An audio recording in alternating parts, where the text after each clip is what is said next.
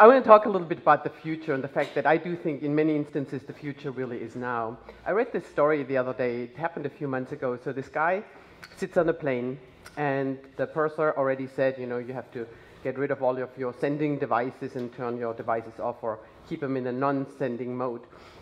And he kept it on. And as the plane departed and went to the runway, he got a message from his travel agency, from one of these apps, TripIt. And it said, look, your plane has been canceled. Do you want to book the only seat on the United or on the American flight? He goes, oh, that's awkward. We're about to take off. And he goes, I'll try that. And he books the flight. 2 seconds later, or 2 minutes later, the pilot comes on and says, look, guys, I'm sorry, we're having engine trouble. We're going back to the gate, and the agents will help you to rebook. Machines talk to machines. The future has already arrived in many instances. And I think that is really what's so exciting right now. These are times of unprecedented change wherever you look. And it's hard to understand what's happening around us. If you take a look at demographics, for example, I think it took us until 1800 to have the first billion people on Earth.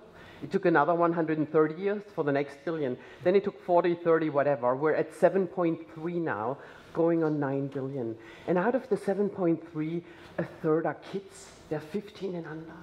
They want to have access to a clean environment. They want to have access to health, access to education.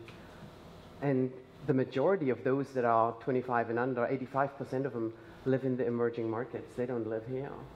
While we have a society that's aging. I'll show you one more statistics about that in a second. Then technology. I work for a technology company. What's amazing still is to understand that we produce, as mankind, as much information every 10 minutes as we did from the beginning of mankind to 2003. That's not that long ago. 10 minutes, and it's getting more and more and more. And that causes this war for our attention because it's very difficult to say what's even important and what's relevant. So that in and by itself keeps us busy. And then, of course, we have to be extremely aware of all of these disruptive business models that are going on out there. It doesn't take very long to disrupt any business models because the barrier of entry are so low. So everything in our life is changing, everything. The way we communicate, the way we live, basically anything. I was just going to show you that because I thought that was an interesting McKinsey study that shows how the center of economic gravity right now is moving toward the east at 140 kilometers each year, which is faster than it's ever happened before. And it doesn't go to the big cities, it doesn't go to the Shanghais and Hong Kongs of this world, but to the Fushans, which is the 7th largest city in China, and the Surats, which is like one of the textile cities in India. And we have a middle class that is going to reach 3.2 billion people. That's another billion people in the middle class by the end of this decade. It's changing the center of gravity. And everything around us is going digital. Even, when we thought that a CAD design or that we design a chair, already used a lot of information technology, it's different now because it's a computer that does all of the simulations. So the chair on the left here was designed by a guy with his CAD software or her CAD software. On the right hand, it's completely artificial intelligence. That chair is a lot more robust, 70% more robust, a lot cheaper, and it has been printed in one go on a 3D printer. Manufacturing processes are changing. Everything can be printed on a 3D printer. There is absolutely no limits. There are very well-functioning hands and limbs that already work. They're starting with teeth and whatever else. It's going to revolutionize not only health, just about anything. And then you take a look at these IoT devices, Internet of Things devices, where it started a few years back in the US. You could see everybody walking around with their little Fitbit that would tell them whether they've exercised enough. But that goes much further now. Every device has a chip in it and has data that it can basically exchange. So when Google bought Nest for I don't know how many billions of dollars, it was not to regulate the climate in the house. It's the intelligence center of the house that talks to all of these other devices, whether it's the washing machine that determines that this is the best time with energy efficiency to basically start the wash now, or whatever your refrigerator is about to do in order. So it's the central intelligence in the house. and it knows all of your consumer behavior. There are other devices like the Scanner-Do device here, a Scanner-Do Scout, which is a little bit more useful, at least as far as I'm concerned. It really helps you have your own little doctor's practice at home, so you don't have to waste a lot of time at the doctor to have your blood tested or your oxygen levels or whatever. It can do all of that for you, so you are already well informed and make intelligent decisions about whether you should go see a doctor and have a lot of that information ready to go. The ones on the right-hand side, very interesting, these earbuds can sense the mood that you're in. And based on that mood, they will serve up a playlist of, whatever music it is that is best for you at the moment. So some of these things are maybe a little bit more useful than others, but it's the stuff that gets produced and gets sold right now. And what's really important is this machine-to-machine age and the fact that we're in the third information technology revolution. The 60s and 70s were about automation, and then in the 90s, the internet connected it all. But now we're at a day and age where every device gets smart because it has chips and sensors embedded, and they talk to each other. And that changes the marketing value change because it's not about the product anymore. It's about the data and the services the products render. So companies that produce big jet engines will not sell the jet engine as such. It will be based, the payments models are really based on performance over time. It really changes everything. So I think, again, interesting times and stuff that we all need to be aware of. And as I've just said, it's disrupting everything. I don't think there's a single business that can just say, look, this stuff doesn't pertain to me. Who would have thought that last year alone, 25 million people would book their rooms on Airbnb rather than a regular hotel? 25 million. And I know companies like Uber have their little fight going on with the German government right now, but it doesn't matter. The stuff is coming no matter what. And these are alternative ways, and maybe we should take a look at how we can basically work together and take advantage of that, because there are a lot of good things also in a system that can help you basically better regulate traffic, which, that would be a piece of that. Then we have, elements like Kickstarter that helps you finance when you cannot find money otherwise. So there are a lot of business models. It happens to everything. And as we take a look, for example, at HP, we can take a look at all of these different areas and see already, what type of new competitors are coming up. But sometimes, you can miss that as well. And what's also changing, and it's very important to understand for young people, is that the companies as such in their structures do not exist in the same way as they have in the past. I think it was Peter Drucker who said in 2000 that companies will cease to exist in their current form and structure. He said that in 2000, and he was very right, because there are so many things that are changing about how the job market or how companies run themselves. So this is not our parents' job market anymore.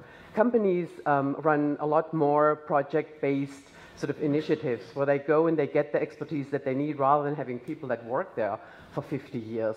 Also, what we see is that 65-70% of the kids in high school today will end up in a job that doesn't even exist today. So they will help create these jobs, and companies will create these jobs. So there's a lot of flexibility and change in the system that we need to be aware of. And what's also happening is I go to Silicon Valley a lot, and many of these companies, and it's not just Google, they hire based on your knowledge and not based on your degree. So I think degrees still have their right, and they're very important, and there is a lot of importance to the university system, but all of this is changing. All of this is changing, and a lot of young people get their knowledge through MOOCs and through whatever other alternative ways there are, self-taught. And so skills matter, and they trump degrees in many instances already. But at the same time as we have all of these things happening, we also have to take a step back and take a look at the world that we're living in. There's still over 1 billion people that live under $1.25 a day. There are 800 million people that are totally malnourished, don't have enough to eat. There are 75 million kids that do not have access to any kind of education. There's so much more that we need to do together and where we need to find solutions to. And what I think is very interesting is the statistics that out of the 100 largest economies in the world, 42 are multinationals. 10 years ago, those were 50. If you take a look at the 150 largest economies in the world, 58% are multinationals. They have to step up, and they have a role to play. But it can only work if CSR isn't looked at just a responsibility that sits with that CSR team on the side. It's got to be totally integral to the strategy of the company. And it takes different leaders in the future to basically take all of that into consideration and to take a look at a vision and where all of this is going, and to make sure that we do the right things in order to protect the earth, in order to make sure that what we do is sustainable. And I think, therefore, it's so important that what we're doing here today, I was so encouraged with a discussion we had earlier with Thomas Kulik and the team about, what role the universities play in making sure that we put together, or we create these leaders of the future that do understand all of these different things that are happening in parallel, that need to be taken into consideration, and that really understand that business as usual, the way we've done it in the past, is absolutely no option. And embedding shared value in the curriculum, I think, is absolutely critical. Once something sits on the side and gets a label, and people look to people to say, look, I mean, these are the social responsibilities, this is the environmental guy, you need to talk to him, it won't work. It's got to be part of everything that you do. That's why it was so important when our CEO said, look, business as usual is absolutely not an option. If you take a look at the Earth, we as mankind use 1.5 Earth each year. So it takes the Earth 1.5 years to recuperate from all of the stuff we do to it. In California, we're using 7 Earth right now. In Europe, we together use 3 Earth. And we can only sustain it because there are a lot of people that are not even close to anything like it, that live in the emerging markets. It's not sustainable. So we have to take a look at a company, then how do we embed sustainability, for a lack of a better word, into our company strategy? And at HP, we call that living progress, and this is where the progress officer comes from. Our founders, 75 years ago, already said, Bill Hewlett and Dave Packard, let's take a step back and think why companies exist. They have to produce a value for the shareholders. At the same time, they have to produce a value for society. And Dave Packard was of the opinion that the betterment of society cannot be left to a few. It's a responsibility we all share. And he said to every single meeting that he went, he was laughed out of the room. So that he was a little bit ahead of his time. But since the 1950s, global citizenship has been part of our DNA and of our corporate objectives. And we've just given it a different name, because global citizenship, in a way, has a little bit of this notion as just a responsibility. But if we get this stuff right, it's an opportunity. This is helping us to grow. This is helping us to understand our customer segments better. This is helping us to develop markets. I've done projects in Africa where we never got to sit at the table with certain ministries of health. After that project that we ran in Kenya, for example, we got a $30 million deal from the Kenyan Health Ministry, because they understood that we have the services capabilities and the infrastructure capabilities, we have the people, and we have the skills. So this stuff happens to help you to grow your top line and also do the right thing in order to really drive the costs down. And very importantly, it helps you to drive innovation. So this framework is really all about how you do your business, not just what you do, how you run your supply chain, how you come up with your products, how you define your products. And we're looking at 3 areas: human progress, which is all about delivering and better access to health; about education, making sure that that leads to economic progress; and then also embedding the environment in everything that we do. So let's take one example for these 3 pillars: education or training. There's 75 million unemployed youth. 75 million. That is amazing. In some of the European countries, unemployed youth rates are close to 50%. Every second kid is out there and doesn't have a job. But what I also see is that our young kids often don't use technology for transformative change. When I go to Africa and India, they take basic mobility and make something of it. And they change their lives with basic mobility. We have everything at our fingertips, and we don't use it to transform our lives. So we've created a cloud-based program that helps every person, and it doesn't have to be a young person, but it's geared towards the young folks, to learn how to use information technology to do a business plan, a marketing plan, how to set up your website, everything you need to know, how to calculate your prices to run a successful business. We've made that available, again, on the cloud, 7 languages. There's a guy in China that now basically has employees from 2,000 families around him. There's a young lady in Nigeria who says she runs the first digital farm there. She started, I think, with 3 chicken and has expanded into pigs and all kinds of other animals, and the farm is growing. But no matter what, this applies to people, whether they're in Spain, in Switzerland, in Germany, or anywhere, because these are critical skills to basically, run your own company. Another program where we thought our technology can make a big difference is bringing health to the people that actually have no access to health. I was in India a few weeks back, flying into Calcutta and then driving. That was a big experience.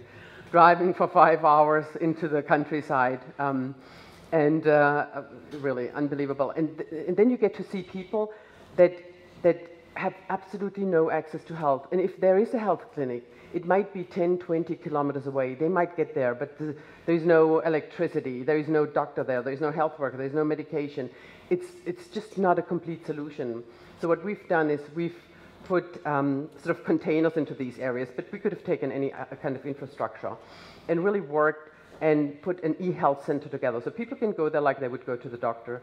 All of their information gets put on the cloud. And of course, we have made sure it's all, according to even the US standards for privacy and security. So all of the data is uploaded. Next time they come, the doctor will know exactly what's going on. The doctors that you can see here, so the ladies in the rural areas, the doctor is in Calcutta in a hospital. There's 6 hours each day for each of these e-health centers where they treat patients, and there is a long list of patients. So patients get treated for basically primary care. But what this also does, it's enabled us to take a look at potential outbreaks of diseases because the data gets uploaded. And if you see there are a couple of typhoid cases, you can automatically go back and say, look, we need to do something in that area. There's a typhoid outbreak. So it not only serves people today, but it's also forward-looking. And again, technology can make a big difference there. But it's not just running these type of programs where we can show to governments and to customers what kind of capabilities we have. We have to take a look at our products themselves, because if we keep going the way we are, we're going to need 50% more energy in the next 15 to 20 years, and that's just, it's not sustainable, as we all know. So what we've done in this case is completely changed our server architecture. So we've taken chips that are normally found in smartphones and put them into the servers. So server is not like what you used to think, this big thing. A server is this thing. So 45 of these servers can now fit in one rack, and they share all of the energy, they share the power, the cooling, the storage, the networking. The result is it's 89% more power efficient, energy efficient, 80% less space, and 70% cheaper. So that's also something that's disrupting, what we've done before. But where you can then also see the impact this has is HP.com, for example, runs entirely on this server infrastructure. 330 million clicks a day run on the equivalent of 12 light bulbs. And this is just the first step, because the next iteration is going to be going towards zero energy, and that's what we call the machine. Another very important point is, of course, recycling, especially when you go into the emerging markets. I mean, we have a lot of recycling facilities around the world, but we're building them up in those countries where we see there's a much bigger need, because so many kids or people are so negatively affected through just taking things apart and really damaging their health. So what we've done is we've gone into Kibera, and I don't know whether you know Kibera. It's probably one of the largest slums in Africa. It's outside of Nairobi.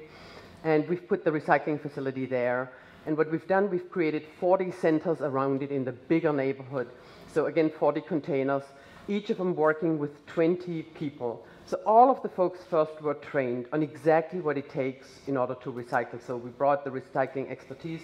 They were trained. They now know how to recycle. They also know how to take products apart. They know also, because they use basic telephony, what the price of copper, for example, or whatever is on that day. So you can also do away with some of the corruption. So a lot of these guys are now micro-entrepreneurs. So it brings the economic aspect to them, it brings the health aspect, as well as the environmental. So we've seen that this works very well. So this is a model that can be expanded upon. And one project that I really like a lot as well is working with Conservation International. Conservation International is one of the biggest, like WWF, one of the biggest conservation agencies in the world. And they've come to us and said, look, I mean, we want to protect these rainforests, and this is one of the key tasks that we have. But what we've done is we've put camera traps up and data sensors, and we get millions of pictures and all of this data back. But at the end of the day, it takes 20 to 30 guys, researchers, to look at this for 6 months. And then we have results, and all we do is we look in the rearview mirror. We don't really know what's ahead. So we said, that's not a problem. I mean, here we can demonstrate how big data has also very positive aspects.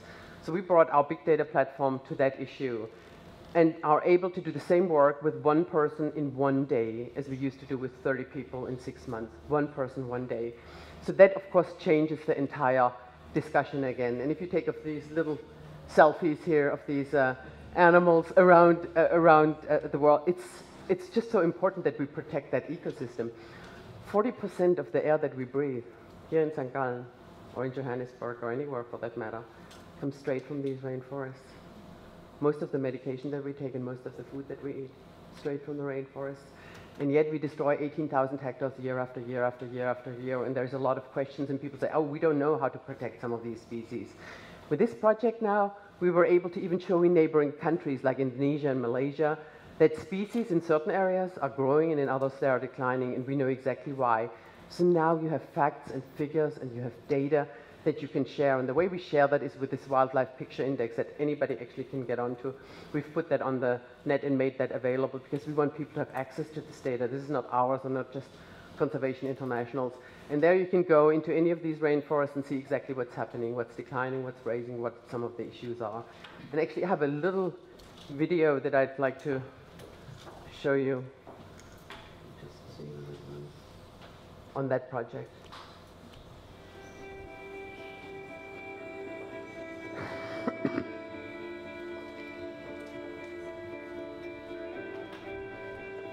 Everything is connected in the world. Nature doesn't live in countries, nature lives as a unity. If we want to preserve this world and we want to do it in a smart way, we need to be able to assess how we're doing and react quickly. You and I go to the doctor and we get our vital signs checked. So our temperature, our blood pressure. Well, we need those sorts of vital signs for the planet. And that's what we're really trying to do at Conservation International with TEAM and with other programs. What we do is put camera traps, so it's kind of like candid camera. We put these traps all through the forest and it allows us to find out what's there and what the animals are doing.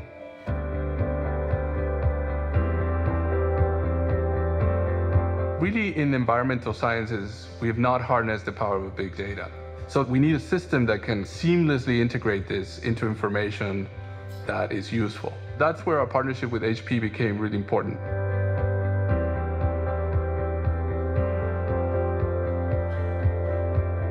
One of the challenges about big data is that it really does require an end-to-end solution. It takes hardware, it takes software, and it takes professional services.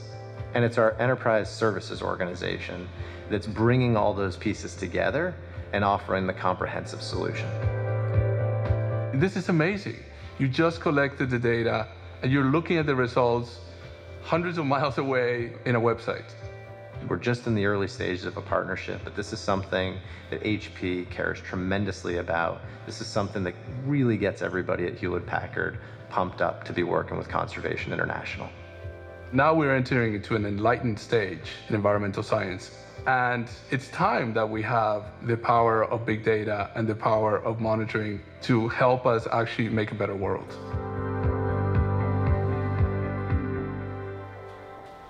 So in one of the presentation courses that I took 25 years ago, I think it said that you always have to involve your audience, and here we go. If you could get your phones out.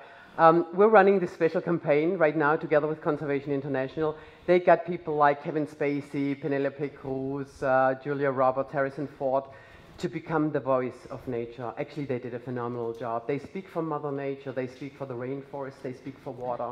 These are like 1-minute commercials, and there's a hashtag, Nature is Speaking. Every time somebody uses that hashtag in social media, HP donates $1 to Conservation International, or $2 million, and we still have room to pay. So first of all, it's well worth looking at the campaign because they did a great job in putting that together, but if you then get the note out, that will also help them do better work and do more of it. So I'm almost done. I just wanted to make one more point because I think, you know, we've now talked about the responsibility of corporations and of non-profits and governments and universities and how everything has to change, but I think at the end of the day, we all have to also take a look at what can I do differently. And if there is one thing that I always want people to take away, is just to think of what can you do differently. We have a program at HP that lets people volunteer 4 hours each month. Sometimes I talk to people and they go, oh God, here she is again. I don't have time, you know, I'm already working 180 hours. But I tell you what, the people that I've worked with and the people that have gone with us on some of these social projects are converted for life. Because they see that they have changed, you know, the trajectory of somebody's life. When they see some of the examples, for example, I was in Israel, and this bus comes up, and there are Palestinian children in it. And my colleague said, oh yeah, they come every week. You know, we teach them Hebrew and math, and she said, but as important is that somebody cares about these kids, and that they see what a working environment can look like. They've got something to aspire to. And I can guarantee you that these kids really will do whatever they can in order to make a better life for themselves. So for us, this is not only, you know, again, creating the social change, but it gives people energy. People are much more likely to be productive. I mean, we you know, at HP, everything gets measured 100% in all ways and cross correlations. And we know that the people that do the volunteering are much more engaged, much more motivated, and just passionate about their work and working for this company. So, you know, 1.6 million hours that we did last year would speak to that. So my final point is, again, you know, future is now. I do think, which is really important, it takes a different breed of leader than what got us here. If we don't take all of these really important factors into consideration, and sustainability being at the center, I don't think there's much to be discussed, and I don't think there's much of a future for anybody. So people need to see there's a sense of urgency that we need to develop, and if more students, and if this gets integrated more into the curriculum and is not something that sits on the side, I think that's the best thing that we could potentially do. So with that, thanks a lot. Appreciate it.